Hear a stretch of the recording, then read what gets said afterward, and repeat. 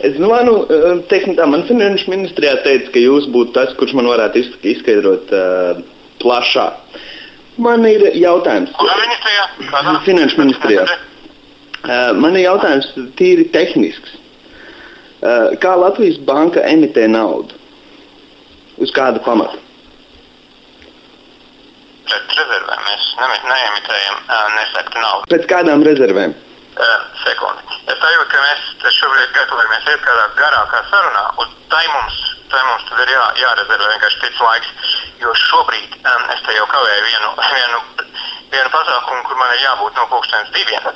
Jūs man teiktu kādu savu koordināti, e-pastu, telefonu vai citādi varam sazināties dienas gaitā, tad jums izstāstīšu. E-pasts Jens@2s galā @inbox.lv. Jā. Un telefons 222. Tā, un kas tā par interesi, kādai jums vajadzībai?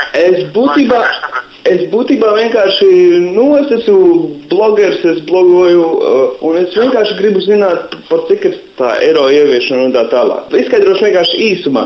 Pēc manas saprašanas valsts izsniedzot obligācijas saņem pretī naudas būtībā no Latvijas bankas.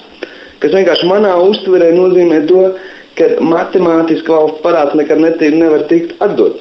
Un es uz tā pamata vēlos uzzināt, vai es pieņemu pareizi. Aha, un tad mums jāpalīdz jūsu prāta konstrukcijai, Jā. tā kā atrast kādu cietu pamatu.